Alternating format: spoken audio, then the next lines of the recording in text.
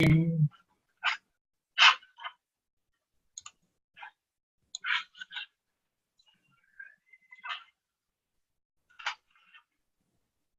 right, welcome everyone. It's another XMD Academy live webinar. And this evening we have the amazing Spicer McLeroy.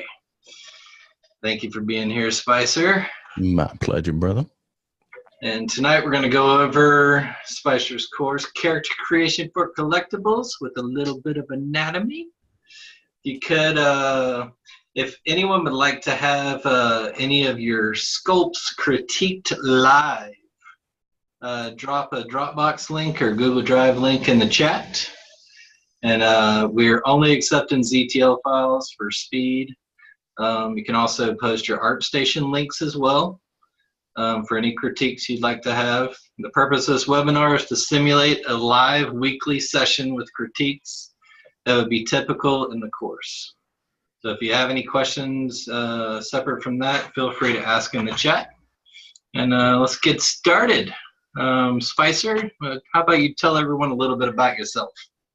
Alrighty, everybody. Yeah, my name's Spicer.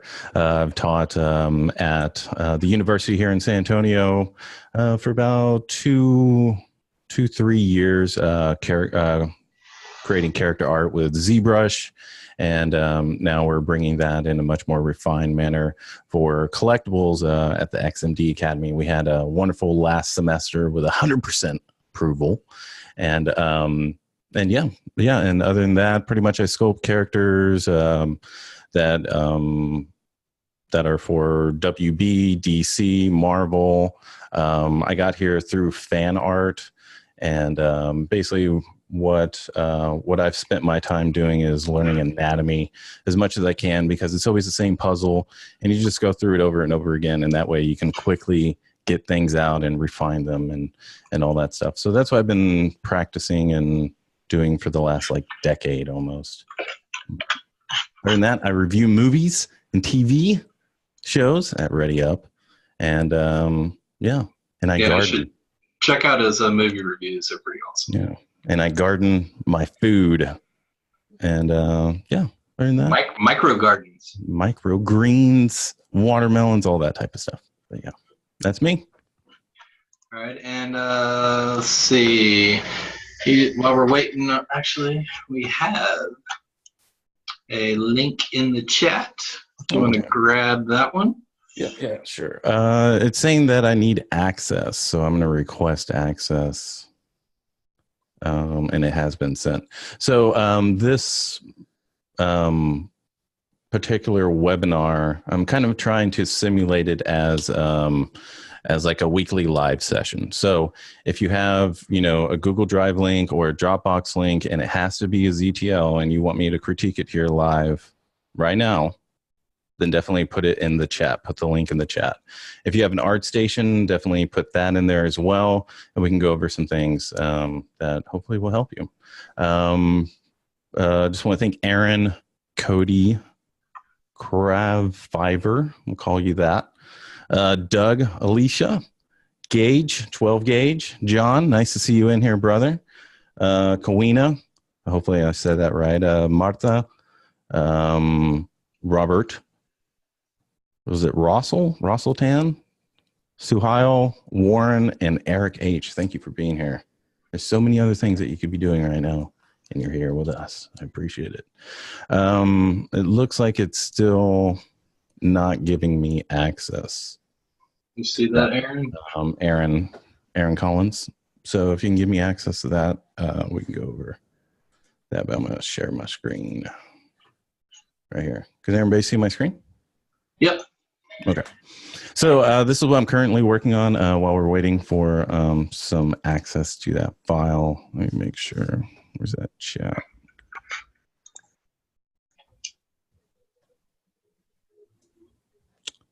All right, he's getting it ready. Okay, so this is what I'm working on right now. Psylocke. It's based off of Paolo Pantalena. I think that's his. That's how you say it. But he draws for DC and WB, and he had this concept art. And let me show you real quick. That concept art is So yeah, so that's concept art, and basically I'm just sculpting it in 3D. But other than realism, I do stylized stuff. This took me about 10 hours to do. And the reason is because, you know, stylized sculpture is basically just leaving a lot of information out. So if you can just hit the rhythms and the shapes, then it goes by like really, really, really quickly. And I like going in between like realism and stylized work.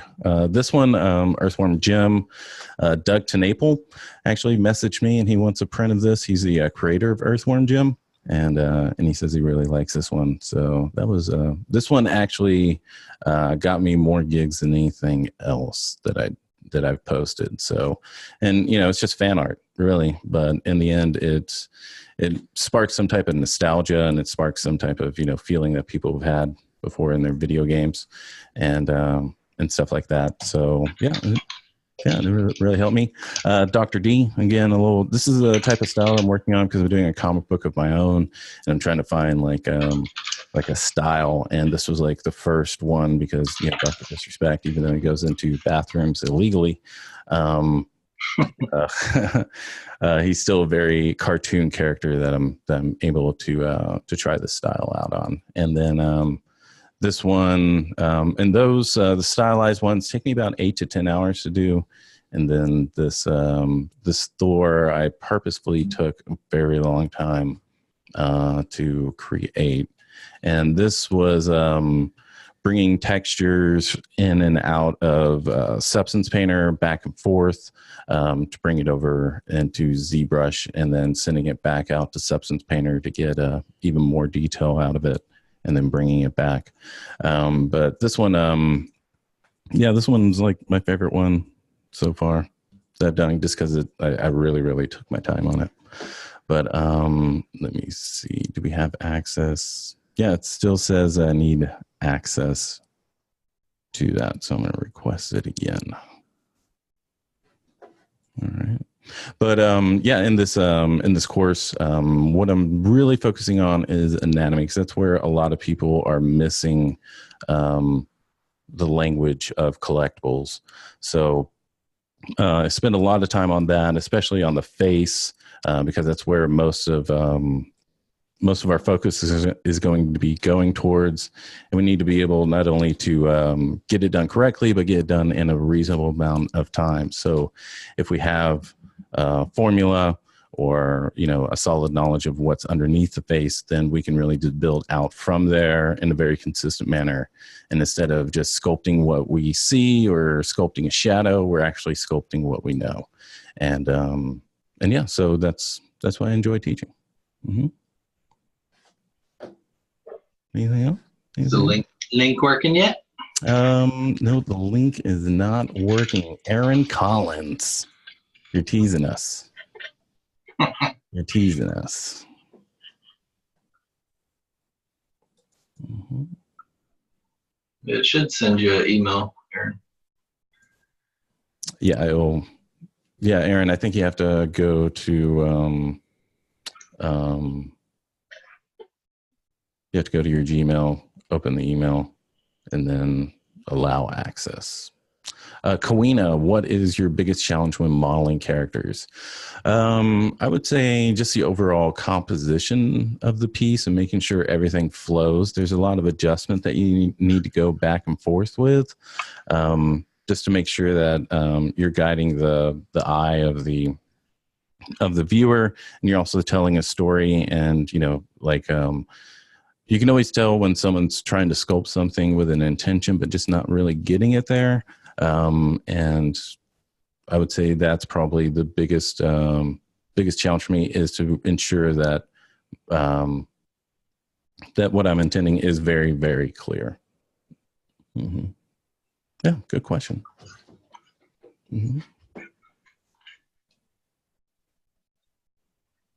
So does everyone get weekly feedback during the Q&A? During the course, does everyone get weekly feedback? 𝐒𝐏𝐈𝐕𝐄𝐑. Every week. It is for an hour. That's what, what the minimum is. We have gone 3, almost 4 hours, just to ensure that every student gets the one-on-one that they need with the anatomy, with the gesture of it all, and everything like that. Generally what you'll do is you'll send in your critiques and or your ZTLs, and then on I think I'm going to do it like twice a week this time on this semester, just because I'm having a little bit more time. So probably like Wednesdays and Saturdays, we'll be meeting at a convenient time for everybody, and we'll be going over your piece and your anatomy and your homework every week. Generally what we're doing is we're doing speed sculpts every week, because you need the way to get to the top, the way to be better is to make mistakes. And the quickest way to make mistakes is to do speed sculpts. And the more that you do, your talent is going to catch up with your speed. Right? So in the beginning, it's going to be really rough and everything like that. But what you need to do, and what a lot of people don't, is that they need to get the gesture of the character. They need to get the gesture of the face. And that's what a speed sculpt is for. Because if you can't capture the gesture of the idea, then it's never going to look right. It's always going to look like a sculpt of the idea as opposed to the idea being realized. So we do speed sculpts. We also have an overarching homework assignment that it's, that is a collectible. It's going to have a base. It's going to have environment. It's going to be male or female, whatever you want it to be. And we go over that as well, and answer any questions that you have of the videos. And just ensuring that you get more than you paid for. Yeah, Aaron says his stuff is ready for you. Oh. And Russell has a question. When you sculpt, I notice your stuff are all in pose. How do you make sure your anatomy is right? What are the reference mostly pictures with similar poses? What else can be done to learn anatomy in pose? Oh, okay. So that's a really good question, because it took me a while to get that as well. First off, it's practice and failing and doing it over and over and over again. That's the first step. Second step is knowing your anatomy, knowing where things are coming from, where they're going to, what changes whenever you're posing your hand, supinated, pronated, whenever you're flexing it, when it's not, what's being flexed, what isn't being flexed. And that's let's see. And that's lots of reference. I have reference files that I save. I also put myself in the pose a lot and take pictures that no one will ever see. But, I'll put myself in the pose. I'll do video. If someone's jumping and punching, I'll jump and punch. I'll do that. I'll see what my body's doing, trying to pay attention to it, see what's being activated, and then going through the rules of anatomy to really just figure out the rest. But yeah, that's usually how I did it, and I always had better results when a character was posed as opposed to the T pose. Like, my character always looked boring, but after I posed them, they always seemed to have much more of a life to it, and so I kind of just enjoyed it and was willing to go through all the struggles and failures and all that stuff to get where I needed to be. Mm-hmm. But yeah, great question. Let's see. All right, Aaron, I have access to the file. Let's see.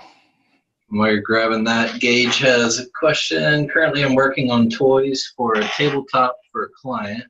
This is my first toy job, and there are a lot of things I had to learn as well. Still need to. Love to share it, but unfortunately can't because of NDA. There's a website, though, that has other work. And he posted his website on there. So after you finish with Aaron's, whatever. Yeah, and if y'all could send ZTLs, not ZPRs. Alrighty. So let's see what we got. Alrighty. So we've got a medieval guy. How, in terms of percentage of how much this is done, what would you consider this, Aaron? And let's see, while we're waiting for that. 30%. 30%? Okay, cool. Yeah. Gage Mills. Currently, I'm working on toys for tabletop for a client. This is my first job. Awesome. Congratulations, Gage. And there's a lot of things I had to learn as well as, and still need to. I would love to share, but unfortunately can't because of NDA. But here's my website and my other work. Okay. Copy. We'll get that over there too. And since it's going to take way less time to just verbally critique things, I'm going to go through this first. All right. You already got a Batman up here. All right. So you've already got extra 50,000 points. Okay. So congratulations. You're obviously a professional. But yeah, let's talk about this for a second. Everything is pretty much like in terms of the profile and the silhouette. Things are working. You do have some soft points where they need to kind of come to a point. I think what would probably help is to Z model this, get it where you want it, subdivide it, delete subdivision levels, and then dynamesh it at a really high point. That way you have something you can dynamesh to this cowl, and it's still going to have all that sharpness that is generally associated with Batman's cowl ears. You also want to be careful to not have your eyes slope downwards on the lateral side, right? Because that gives it a little bit of a slow look, and especially with someone who, Batman, who, is, supposed to be, superhuman and all that stuff and very intimidating. We kind of want to tilt it and give it that cat eye, and that's called a canthal tilt, right? And so that's from one canthal tendon from the medial to the lateral, right? And so this needs to be a little bit more angled as it is on your eyebrow right here, okay? And then the distance between the upper lip and your septum right here could be a little bit closer together. And again, with Batman, we want to be very careful with all these soft edges that you have here. I would be a little bit more aggressive and a little bit sharper with that. Let's see. And where do you want to focus? Where do you want to go specifically, Gage? Because you have environment work, you have advertising, and you have the logos.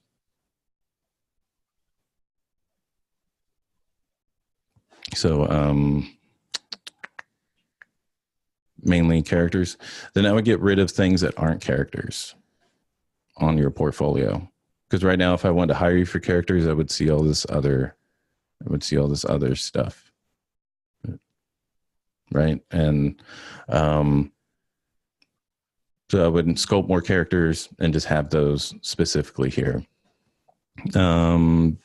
This one, we're missing, with someone with a neck this skinny, we kind of want to be a little bit more conservative about the size of the traps, because the size of the traps and the thickness of the neck doesn't coincide with each other. So we want to be very careful with that. And then you're missing the orbit here. And you could be a little bit more deliberate with the angles of your jaw and your frontal bone. Right here, and have a little bit more of a pit of the neck. Just hit things, and then ensuring that the sternocleidomastoid is coming from the behind the ear, and then attaching to the actual sternum, and then you have that pit of the neck right there. So be careful with that, especially with a bust. You want to be very, very careful, very, very deliberate with every single shape and form. But yeah. Is there anything you want me to focus on specifically? Gage? That's awesome. Thanks. Great information. All right, cool. Yeah, brother. And congratulations on your first gig. Yeah, my first gig, I learned a lot. So yeah. Enjoy your journey to being a champion. Alrighty, so this is Aaron. Aaron, we are at 30%. Let's take a look at this real quick. Clear our mask. Okay, so what we can do is we can kind of fix this skull up a little bit. An easy way to mark this is straight across from the bottom where your septum meets your maxilla. Straight across from that is going to be the end of your skull, right? The ear should be roughly halfway in between the skull from the beginning to the end. And let's take a look at your orbit. That's fine. Looks like you had some masking and subdivision issues here, because that's usually what causes this triangulation. Let's see. And then for someone this masculine, we probably want to emphasize this jaw a bit. And for that, we would need to actually bring in this neck. This neck's a little aggressively wide. And your neck muscle is going up into the angle of your jaw right here. So what this muscle is doing is it's actually coming from behind the ear and then going to the sternum right here, right? So the shape shouldn't go up into the angle of the jaw. It should come around the front right here. Okay. And then you're going to have this little S curve. You're going to have the acromion process. If you raise your shoulder right now, you're going to feel this little flat bit right here. This is my favorite landmark of all time. All right. Right there, you're going to see this flat part. So, or you're going to feel it. Right there is called the acromion process, and no muscle goes over that. No tendon goes over that. Everything feeds into it. Right. So it's a huge landmark that we definitely need to be aware of and understand. All right. And so that's going to be at the end of the clavicle right there. Okay. From here, we're going to have this little landmark where we can just get the spine of the scapula from the same area, the acromion process. So we have the trapezius going into the acromion process.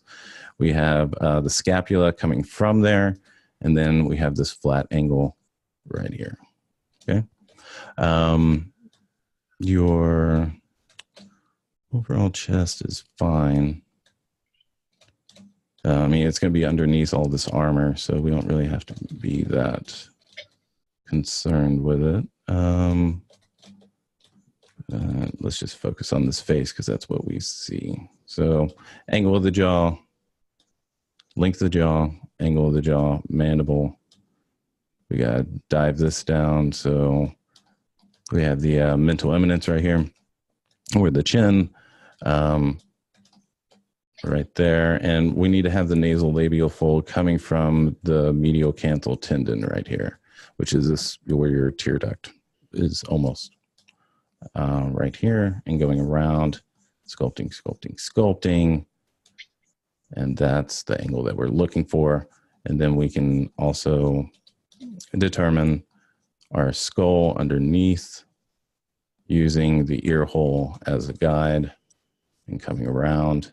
And then we need to have a separation of our frontal bone from our actual brow, and we can just dive that down into the temporal arch back here. And so this is kind of like what I'm talking about. Whenever you know this puzzle, it's the same puzzle over and over again, right? It's the same thing over and over again for masculine, right? So you can just run through all this stuff really quickly, and then you can just get to everything that's really going to be fun, really, all that finesse and all of that, basically who you are as an artist is able to come through because you already know the puzzle and you can get through it quickly and you can be autonomous. You don't need to consistently send your work to your client or to your friends and ask for critiques on something that's the same every single time. And so, that's why I spend a lot of time on in this course. Let's see, Aaron. Is there anything you want me to focus on specifically, Aaron?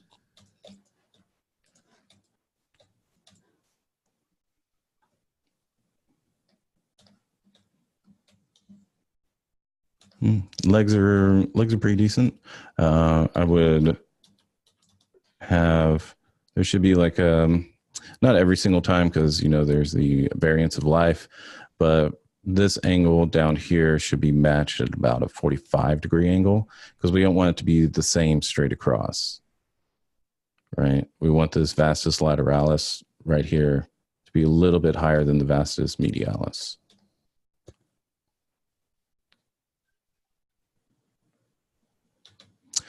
Design tips for the armor. Well, I would say,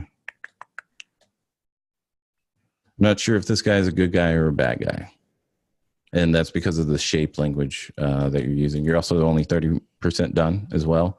So if, obviously if he's, if he's a super bad guy, then everything needs to be really, really sharp, right? Everything needs to be sharp.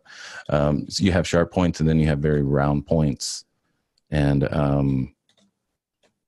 it's just kind of hard to tell what side of the spectrum that he's on. Good guy, planning on King Arthur. Oh, so you're doing it for that challenge. Well, for the design, I don't know, like medieval armor. If I was tasked with creating something like that, I would do a lot of research. It seems like the layering here needs some work. It seems really, really bulky for like a king. And then there's all that filigree and stuff on there that you need to do as well. But the chainmail is looking good. I like the way the chainmail is coming out. Yeah, for this, if you don't know, you have this dynamic subdivision right here. We'll go over here so we can do that.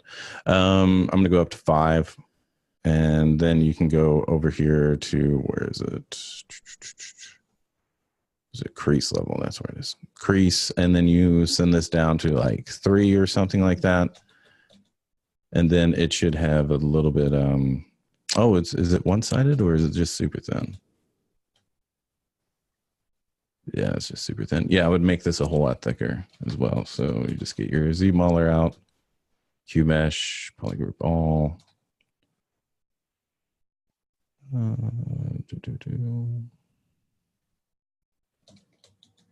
is it? There we go. Yeah, I would have it a little bit thicker. But yeah, yeah, just everything's really, really soft. And so I'll be a little bit more deliberate with where your angles are and where, add a little bit more interest to your transitions. But yeah, thanks, Aaron. Appreciate you putting your work out there.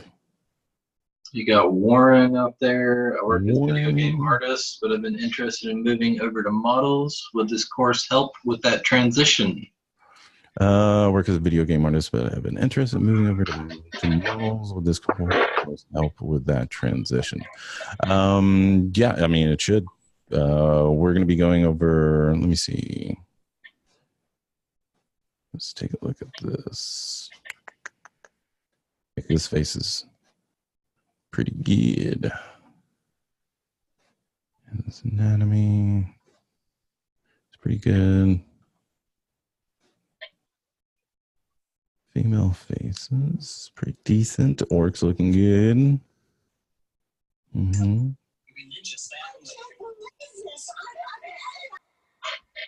Yeah, I like this work. It's pretty good.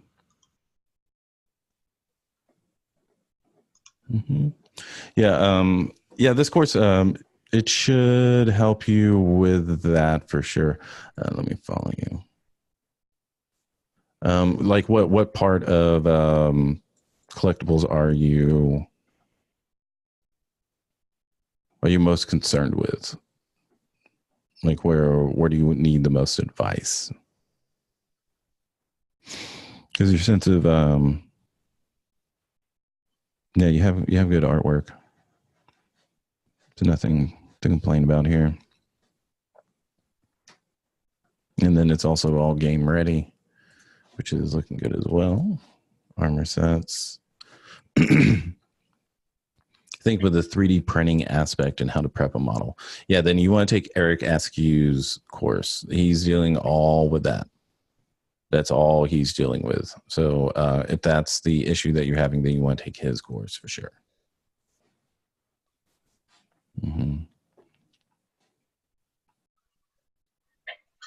Yeah, good armor. Yeah, brother. Good work. Yeah, prepping a model for print. That's 𝐒𝐿𝐹𝐇 for sure. And he did a webinar last night. Mm-hmm. Yeah, there's a replay for his webinar on YouTube. Mm-hmm. Warren Suhail, am I saying that right? I hope I am. Mm-hmm. Let's see. Yep. All right, cool. Awesome. No, you're following me. Well, now I'm following you. Yeah, you have some orbital issues, and then your transitions for your muscles. You definitely need a little bit more confidence in. Yeah, this course would be great for you, for sure. We'll go over all this, and you'll look back at your work and be like, "Oh, okay." So that's what I need to fix for sure. Oh, you got ZTL? Awesome. Then I can show you. Awesome. It's a ZTL. Let's see. All right. Load tool. Oh, so this is one that you're working on. Oh, okay. Cool. Was this, it reminds me of Warhammer. Is that what this is? Is this Warhammer? Let's see. Yep, Warhammer character. Nice. Yeah, I like your rendering. It's looking good. What did you, yeah, it's looking good.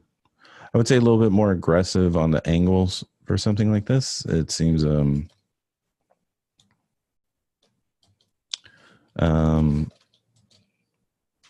a little bit more aggressive, a little bit more V's, a little bit more sharpness to this overall, right here. Because again, you got a lot of softness going on. Really hit this mandible. Yeah, and even after this class, you'll be able to identify and X-ray animal skulls as well. You definitely need some room for the master and the length of the jaw and the angle of the jaw. And then the mandible, it seems like it's a little scrunched in here. Like the bone just ends. Yeah. See how the bone just ends?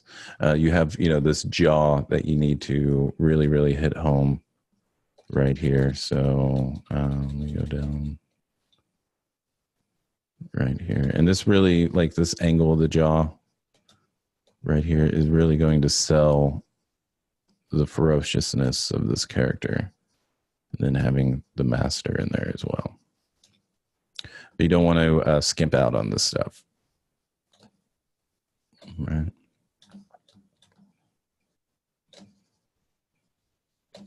And here having transition from this submental fat going into the throat. Kind of want to have that angled as well. But yeah, just a little bit more aggressive, a little bit more. See how that's... And then you have this straight line going back. I would, again, make sure everything's got an angle on this. Make sure it looks really mean. I guess this is under all that other stuff, all the armor.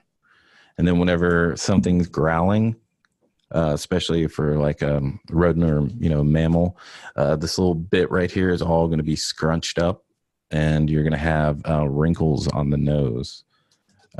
So that's really going to signify that rage that you're going for right there. Yeah, and even this angle right here. So I would just go through and ensure that all this stuff is very mean looking.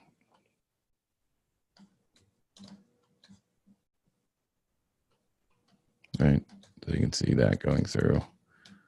Grab this. And then it just automatically has a little bit more sense of stability. Just having that little form right here.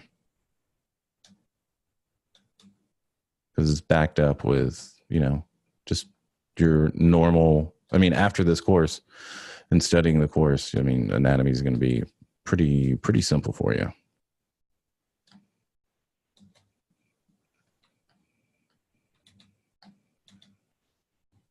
Let's see. Yeah, I was wondering if you had any tips strengthening the forms. I find I make myself a little too blobby. Yep, exactly. Oh man, that looks way better. Awesome, awesome. Yeah, your issue is that you don't know what's going on underneath. So as soon as you understand what's going on underneath, you're really going to hit home all those hard angles. You're going to get rid of all that blobby stuff, for sure.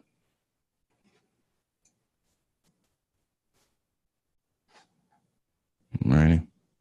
Oh, anytime, brother. Anytime. And thanks for following me on ArtStation. I appreciate it. Martha Bionda. I come from traditional sculpting and I'm trying 3D with ZBrush. I've only got some photos. Okay. Pretty good. Your orbit.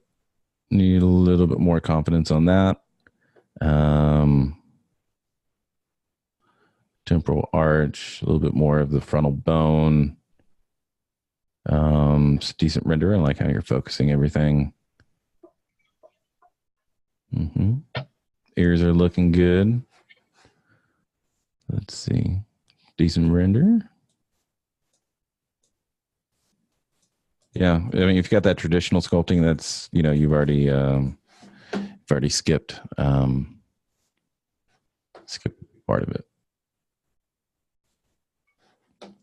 Okay. Baba Yaga. Okay. Yeah. Yeah. Just your forms again. They're very soft. There's places where, you know, for females where you need to be gentle, and then there's certain areas where you need to be very deliberate.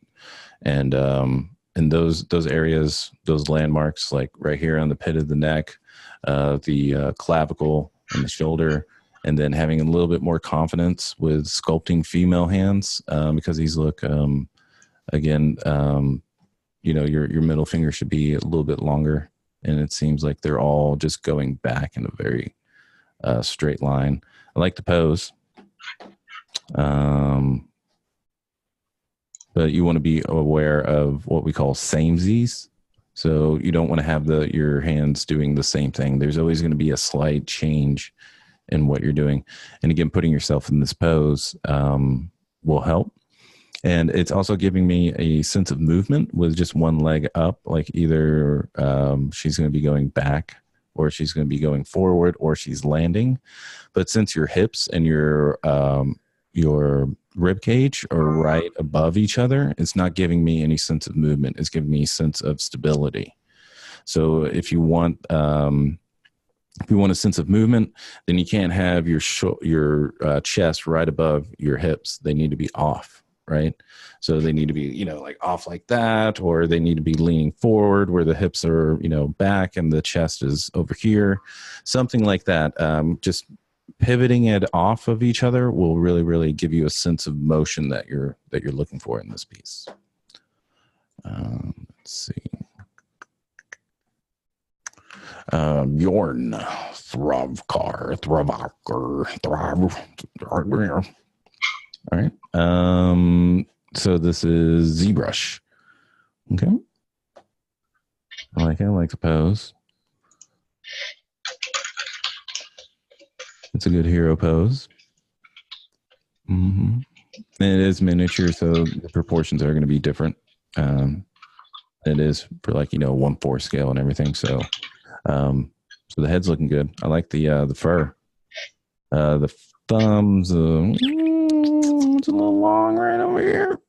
Yeah, the hands, I would say the hands are probably where you need the most work. And the hands are just as important as the face. You know, if you hang around and talk to people, and they always do this. I do this all the time. I always move my hands all over the place while I'm talking. So if you can get the hands and the head right, then pretty much everybody else will, you know, they'll gloss over everything else. Let me see if there's one more. Wasn't it? You got Victoria Durham.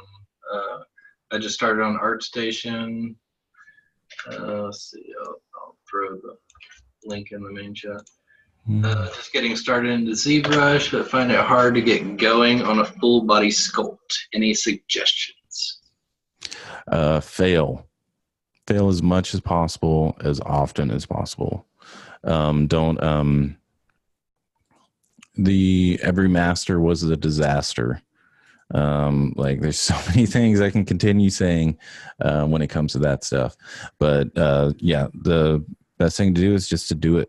And other than that, if you want to study on your own and learn anatomy on your own, that's fine, but I would go deep into anatomy, because it's like, if anyone here is a musician, you can play the guitar without knowing music theory, and that's fine. But whenever you get in a group of musicians, you need to have a common language, and that's music theory. And that's understanding music in a very, theoretical level. And it's kind of like the same with character sculpting. You can sculpt characters based on, what you see, all your reference. But when someone says, hey, I need you to fix, the bicep or the, or any complicated anatomy name you want to pull out, and you don't know what that is, then it doesn't bode well for how enthusiastic and how much you truly want to be a great artist, because you have to know everything. You have to have that curiosity. You need to know what's underneath, the skin of the leg, what's going on, what happens when I, bend it, what happens, with the knee, with the patella, with all these tendons, how they work together, how these ligaments and tendons work together. And it's, and that's what we go into with this course. Thoroughly, very thoroughly. And the more you do that, the more you sculpt,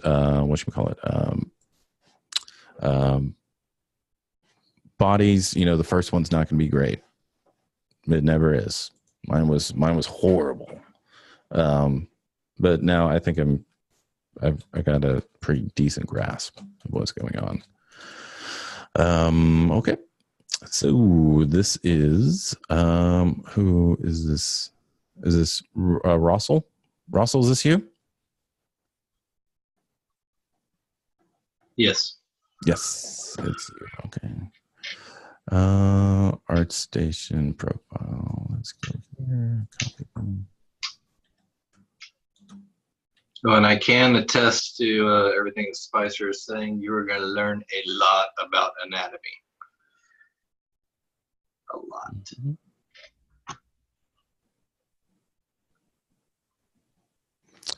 Okay. All right, Russell. All right, let's go over this. I always like to turn poly paint off, because it usually hides a lot of things. Okay, so overall for this face, we obviously need to smooth things down, because all this texture, unless that's what you're going for, that's the style that you're going for, and that's fine. But I would be a little bit more deliberate with undo.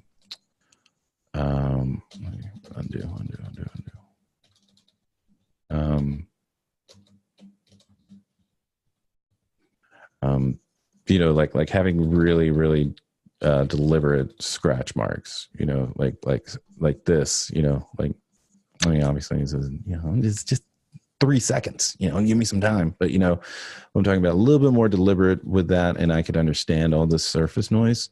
But right now it just looks like you need to run smooth over it a bit more. So right here, we have a temple bone. And I know hers is a little bit more accentuated due to the makeup, but regardless, there's still a temple bone underneath here, right? So we have the orbit going down right here, and this is where our temporal arch is going to be. And then right here, we need to, generally for females, the frontal bone is not that pronounced. but it still is there. You probably need to have a little bit more evenness to your glabella right here.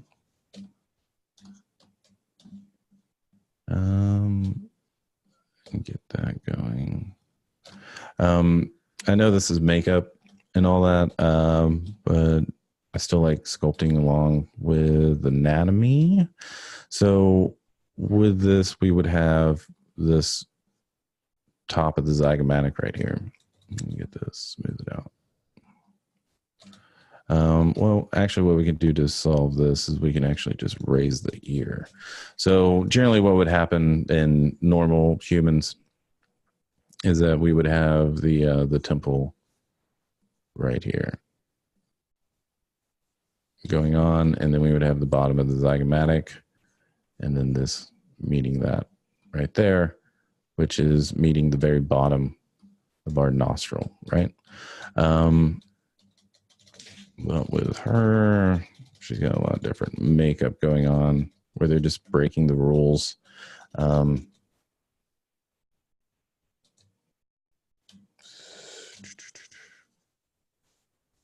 Take a look at that. Right. A little bit more deliberateness with the edge of the orbit here.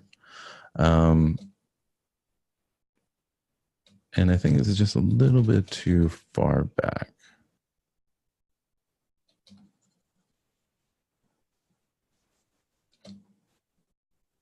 Being brought forward. Smooth, smooth, smooth. And usually whenever you're smiling, your infraorbital furrow right here is going to change, and you're going to have a bunching up of this malar fat. I know she doesn't really have a lot, but to indicate that would still help that we have a little bit of the smirking going on. So a little bit more meat here, a little bit more bunching up of that. And then your what you call it? Nasal labial fold right here needs to be separate from your nasal bone right here. Your lateral planes need to be separate right there.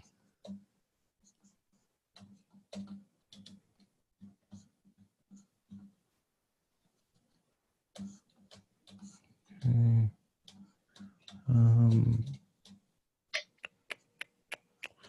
And you probably dig that in a bit more right here. There's, let's see. For some reason, this thing's really large.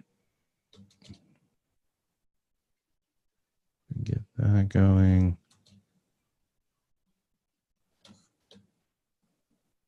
And get this skull correct. And then you also probably need to bring the front of the neck forward and then the back of the neck.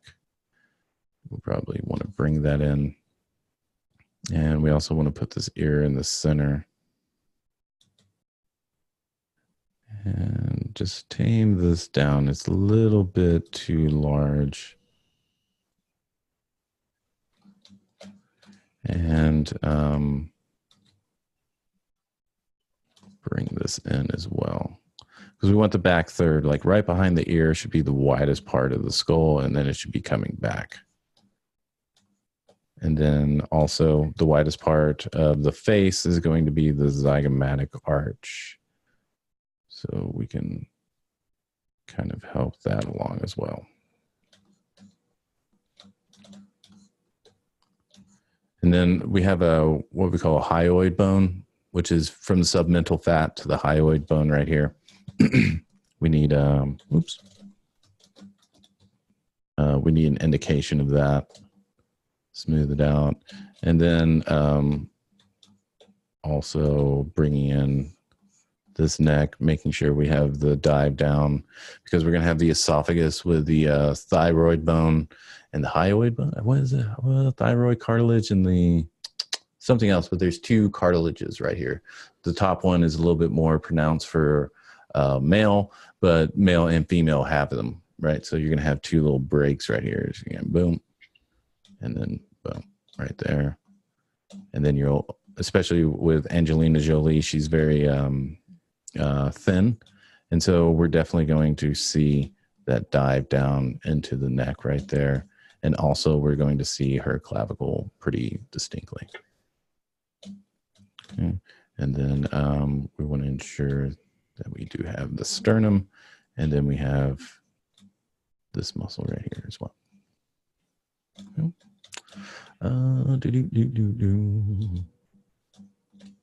Yeah, but I can definitely tell it's Angelina Jolie. There's just a few things you need a little bit more help with. And again, this brow probably shouldn't be too pronounced, and we should have it diving down to the temporal arch right here. Okay. Good job. Anybody else? Let's see. Was it Elijah Smith? Let's take a look, brother. Take a look at this portfolio. Yeah, we got Leonardo over here.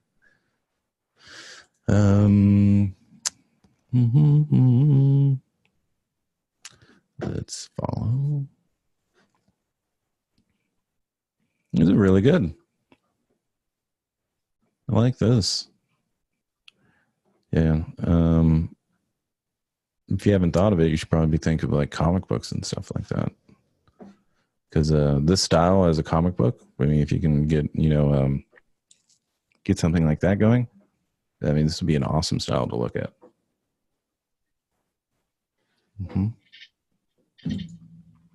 I'd read that comic book. Let's see. Good cloth work. Leather work. That's good. Let's see. Yeah, brother, you should definitely explore this as much as you can. 100%, brother. It's looking really good. Yeah, I love how simple it is, but then the result is it's got everything you need. That's really good, brother. Good posing, good rhythm, good exaggeration, great composition. Let's see.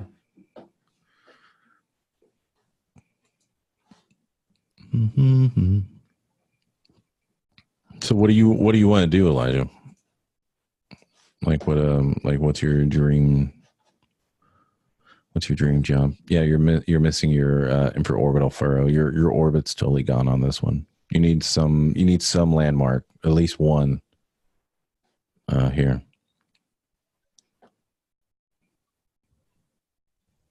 Russell, my pleasure. I'm glad it was of value. Yeah, this section right here, this whole section right here needs complete refinement. Your whole orbit. Everything else is looking really good. Elijah, I'd want to work at a studio like Double Fine. I really enjoy stylized work. Okay. Yeah, I would say you fit into it for sure.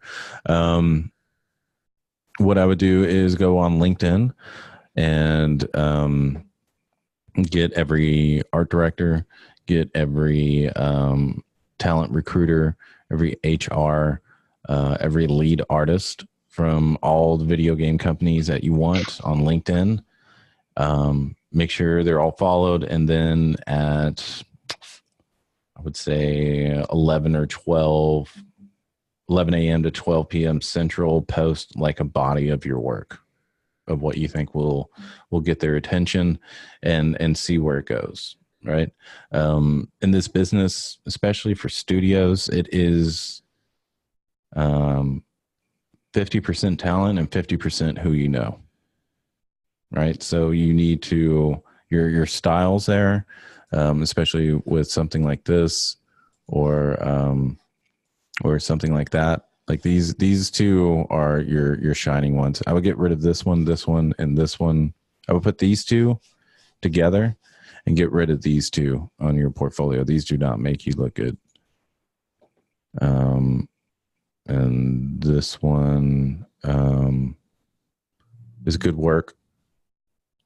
Nothing wrong with it. But you need a rim light because it's just flat on the canvas. So you need a really nice rim light to separate this from behind. And probably need a few more shots as well. Yeah, these are fine.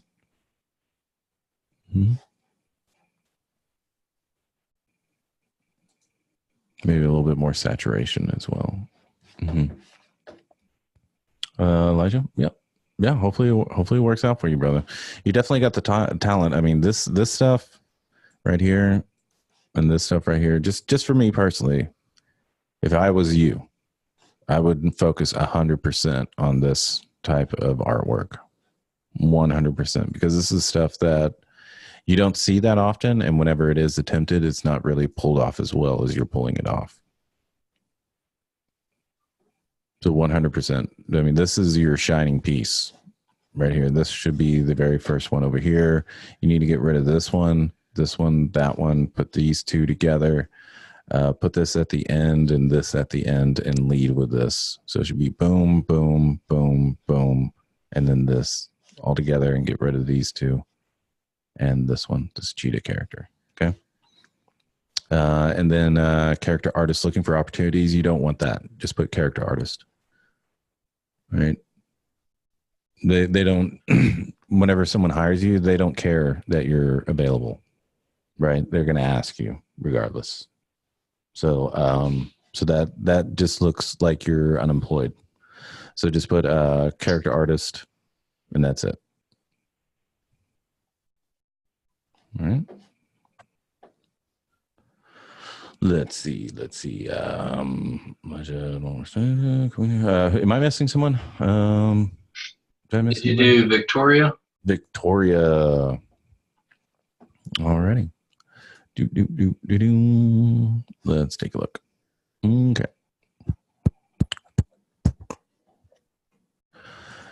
Let's take a look. Yeah, you just need a stronger structural anatomy underneath all the shapes going on. You have a lot of planes, but I think a little bit more confidence in your knowledge of where these things are going and coming from would definitely help you out.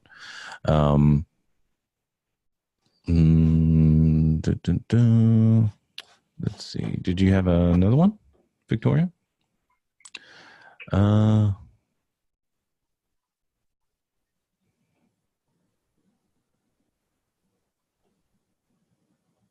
Is there any other one that you want me to go over? Let's see. Kawina. I don't know if it's against my school's rules to show the work that I've done, but do you have any advice for doing a face sculpt of an actual person, like a celebrity? I've tried using reference, but it feels like something is missing. Usually, because I'm tasked with creating likenesses of very iconic actors in character. And what I have found is, again, knowing what's underneath the skin, right? Knowing, oh, okay, her or his facial, their malar fat right here is a little bit more prominent. Oh, okay, the brow's a little bit more subtle on this guy, or just these things that you can automatically pick out, and then being able to X-ray anyone's face and put and draw a skull underneath it, in a way that's not misleading you. And then also just identifying and just tracing over, like almost topologically on the face. And to do that successfully and to do it in a way that's not misleading you, you really do need to know what's going on underneath that. And so, again, that's what we focus on a lot, because in terms of collectibles and creating characters, the face is where most people fall short, or they need so much reference, or they rely on so many things, or they have things that they're doing wrong consistently. It may look okay, it may fool most of the people most of the time, but whenever it comes to art directors and people that have spent their time studying anatomy, and because elite character artists and senior character artists spend all their life sculpting characters and learning anatomy so that they can just be over other people. And help them, right? So they're most likely going to have a good knowledge of anatomy. And if you're consistently doing things wrong, especially on the face, it's going to keep you away from being hired and being considered, credible if you're, trying to teach anybody else. Mm-hmm. Thanks for the tip. Definitely give it a shot. No, my pleasure, Elijah. My pleasure. Victoria said she just wanted an overall. Oh, okay. I'm sorry, I'm smacking my lips so much. You started a year ago. Yeah, you're fine. You're on your way. I mean, this course would definitely will get you many plateaus beyond where you are right now, especially if you've only had a year. That's usually very important because you want to learn things correctly from the beginning so that you can build on from there and really innovate without trying to go back years and years and trying to fix things, which is like for many years, all I did was sculpt what I saw and sculpt what I knew, or sculpt it from comic books. And it would just take me such a long time to get through things. But now it's just like, okay, here's the skull, here's the length of the jaw, I know where the master is attaching to. It's going to be this large on this person because of their testosterone levels or lack of testosterone levels, et cetera, right? And it's more of a puzzle than a mystery, and it doesn't take the art away from it because you still need to express yourself as an artist through it. But it's just like, okay, the arm's like this, I know where the shoulder's attaching, where it needs to be, and it's always going to be in that very, very small general area. And you just go through it over and over and over again, and you get faster and faster, and you just, finesse everything. But yeah, keep going, Victoria. Keep going. Suhail, just a general question, but do you do most of your work freelance, or do you work in-house? Also, is a collectibles business mostly conducted freelance or on a project basis? Yeah, I only do freelance. You would have to pay me so much money. You would have to buy me a house with a yard, and if there's snow, you're going to have to drive me while it's snowing, because I don't drive in the snow. So, yeah, I'm freelance 100%. I work from home 100%. In the course, I even go over freelance, tips and how the ways that you should conduct yourself as a freelance artist and stuff like that. But yeah, it'd be pretty hard to get me into a studio after being freelance for pretty much 10 years. It's not something I definitely look forward to, and I've definitely turned down quite a few opportunities because they want me to move to some other state where the cost of living is like 4 times as much. I'm like, nah, I don't think so. So yeah, freelance 100% to the collectibles business. Unless you're working for like Sideshow, you're not going to be working in-house. You're going to be working on a freelance basis. You're going to be, if you're obviously, digital is the best way to go because you don't have to, pack and ship and do all that stuff for like a real sculpture.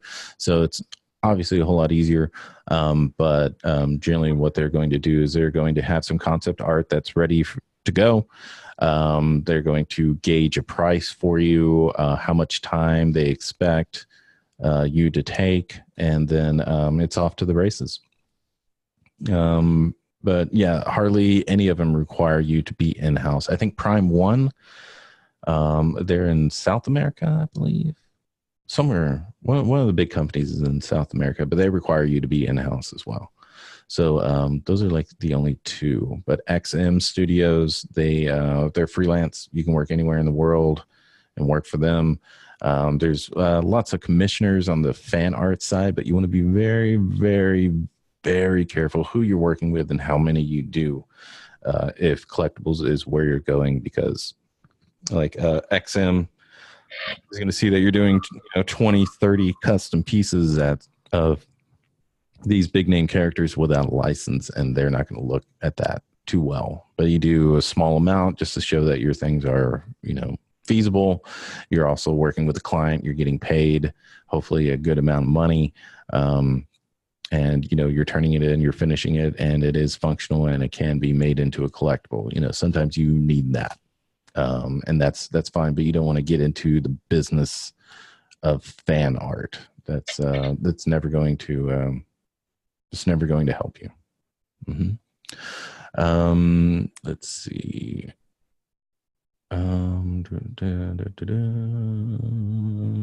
Okay, so hopefully that answered you, Suhail. Kawina, thank you. Oh, thank you for asking. Victoria, nice to know I'm on the right track. Yeah, for sure. Just fail as much as you can, as soon as you can. Like these sculpts right here that you're doing, take an hour and a half and like sculpt any character from any movie. You know, Battle Angel Alita. You want to do an hour and a half. You want to get the gesture of her. You just want to generally get the shape of her face and eyes and stuff like that. And you're going to fail. And that's fine. Right? The point is that you fail. You do not let it get to you emotionally. Do not allow it to discourage you in any way, because failure is where you're going to get the biggest rewards. Right. And just make friends. Well, you know, since you're only a year, obviously you want to do this for a living. You know, you want to be building up your network at the same time. You don't need talent to build up a network. You need humility. Right. So don't go in there thinking that you're the best and that you know everything. Go in there with humility. Go in there trying to help, be encouraging.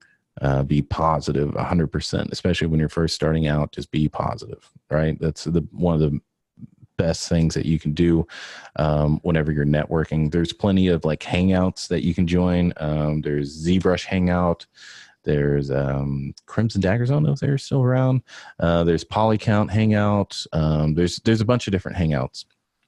You just want to get in there, be part of the crew, you know, all that stuff. Like most, I run ZBrush Hangout.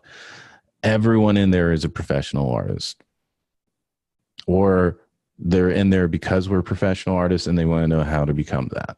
And so if you're in there and you're, you know, and just not ZBrush Hangout, but a lot of those, if you're in there, you're funny, you're nice, you're positive, you're working hard, you're listening to the advice, you're taking the advice, you're doing the advice, and you're asking for critiques of that. Like if I see that, if like I have someone whose name's Suquan, he's come into the Hangout. He was not a good sculptor when he first got in there. And, but he always asks, you know, what can I do to fix this? And I'm like, well, you know, let me give you some anatomy lessons, some things to go over. And eventually, you know, he's gotten to a pretty good level, and he's very close to for me to give him work to do. Right. And he never would have had that opportunity if he never networked. Right. So as hard as you're sculpting, make sure you're networking as much. Suhail, what was your first gig? How did you get your foot in the door? I would say my first gig was I had to sculpt some cherub babies flying around.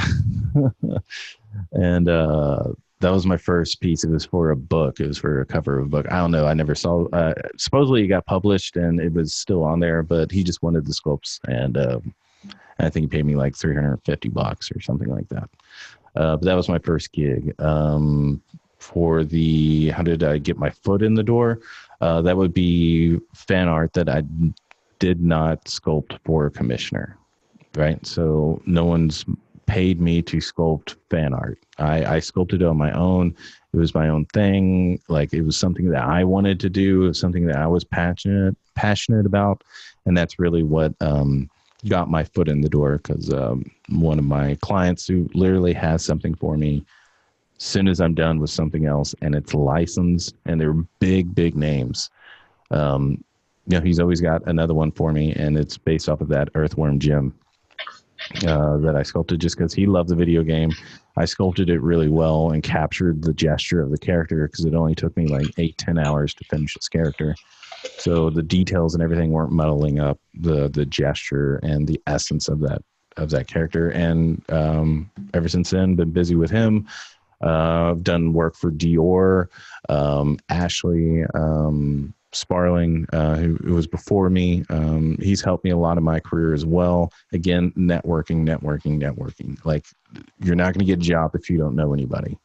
So, you know, make friends, make sincere friends, and yeah, and just be honest and 100%. Yeah.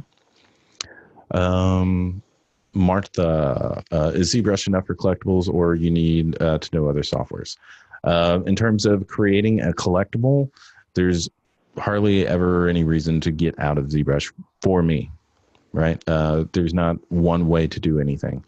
There might be some things in Maya that you can do that, you know, really, really quickly. You can get something in and out and all that stuff. Me, I don't want to do that. I want to stay in one program all day and learn that program.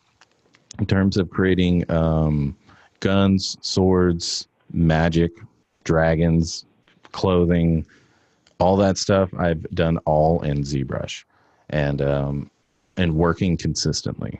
So yeah, it seems to be working. I usually, if I want to like a really good render and I want to spend my time on it, then I'll use Substance Painter and Marmoset just for the finishing touches. But for sculpture, do you need other softwares? No, you can accomplish everything in ZBrush. Can some things like Substance Painter and Substance Designer make your life a little easier? Yes, but it's not a necessity.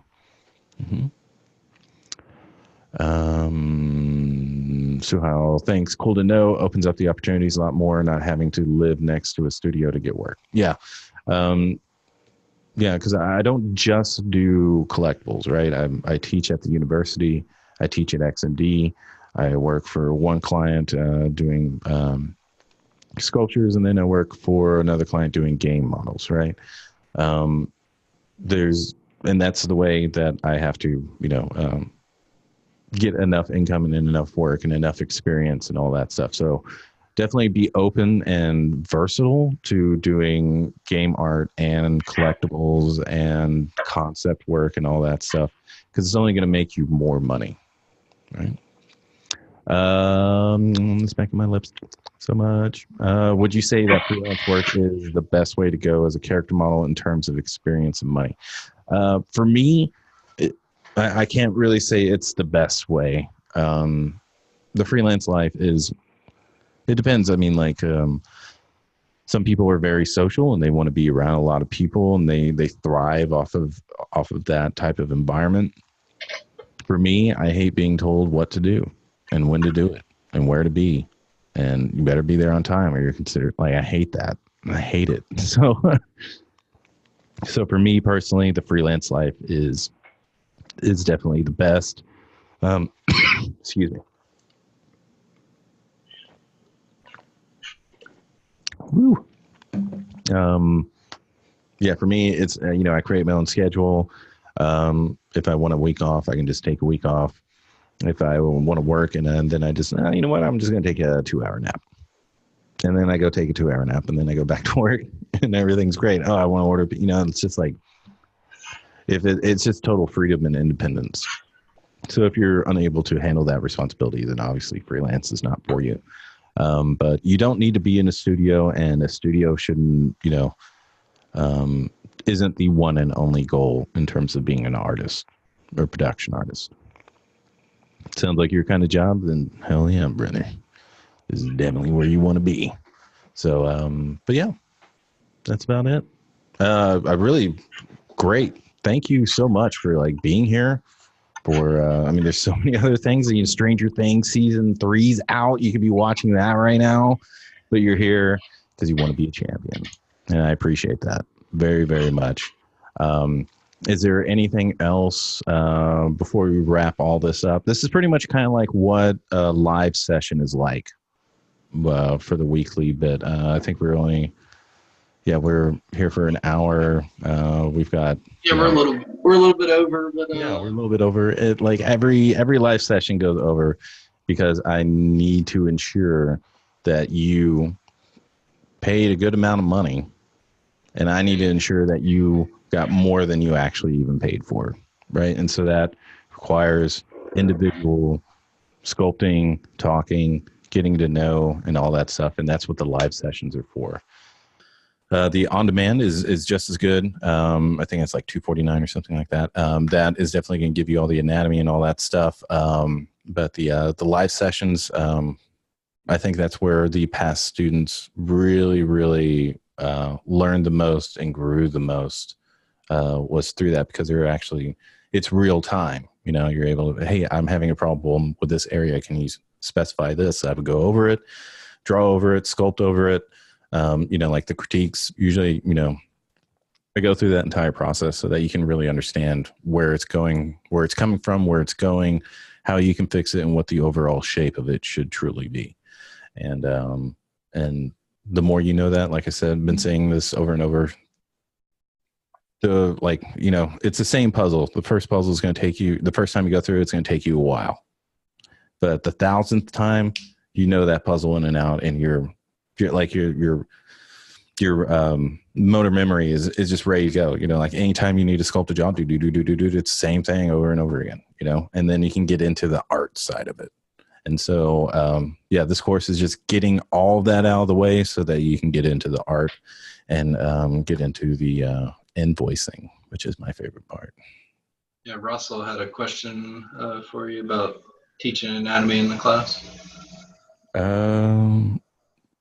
You mentioned you will focus on anatomy a lot in your class. Do you teach that firsthand, like from beginning, or is that homework? In the class, what I'll do is I will take images and I will draw over them, specifying each muscle group that pertains to us as a sculptor, right? We're not going to go into the very, very, you know, like the intestines and all. I mean, that doesn't have anything to do with us 99% of the time. So anything that has to deal with sculptural, structural anatomy, I draw over all those muscles, where it's coming from, where it's going to, what the name of it is, so that you can know what it is as well. And you can speak in a very, you know, convincing manner, and whenever you're talking with your other fellow artists, character artists. So, yeah. Yeah, and everybody, the course starts July 15th, which is Monday. Filling up pretty quick, so you need to get in now while we still have room. And it is 10 weeks long. A little bit of extra as Spicer will always give you. Yeah. Is it amazing? Look at this stuff. Look at it. Look. I want you to know what kind of guy I am. What kind of teacher I am. All right. So, I promise these the last semester 10 weeks of material, and they're going on their 13th week of material. I'm still adding to it, and that's what I plan on doing with this course. This next gig that I'm going to be getting, I'm going to be sculpting a lot of hair. And so after I'm done with that gig, I'm going to have some new techniques, and I'm going to put it up on the tutorial, right? So this thing's going to be updated over and over and over again. Even though it is, you know, collectibles and all that stuff, it's eventually just going to be everything I know is going to be up in this course. So, yeah, so it's definitely a good investment. And again, you know, you get the live weekly courses, and it's much longer than what we went over. It's more direct towards you because we have interaction back and forth, and, you know, we can go over your details in a much deeper format and make sure that you really understand it and all that stuff. So, yeah, I really enjoy teaching. I really enjoy sculpting over other people's work and really seeing them like catch that.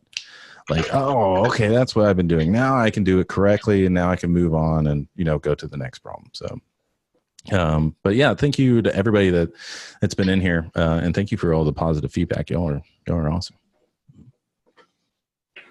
Yeah, thank you very much, everybody, for coming. Anybody got any last second questions?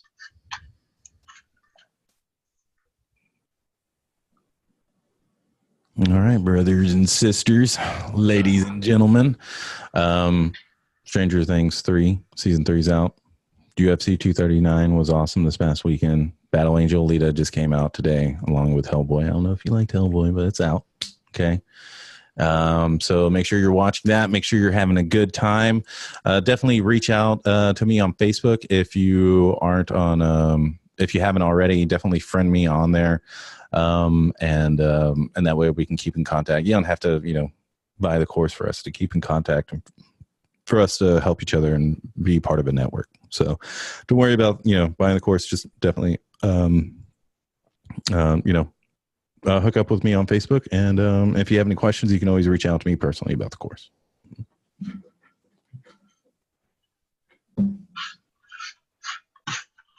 All right, guys. Well, that is a wrap. Thank you very much for coming. Everybody have a good night.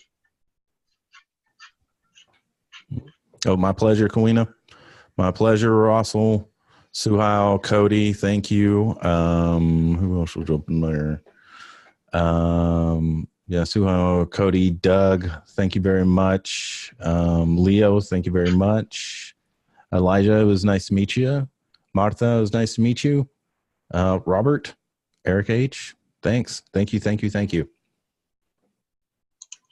Oh,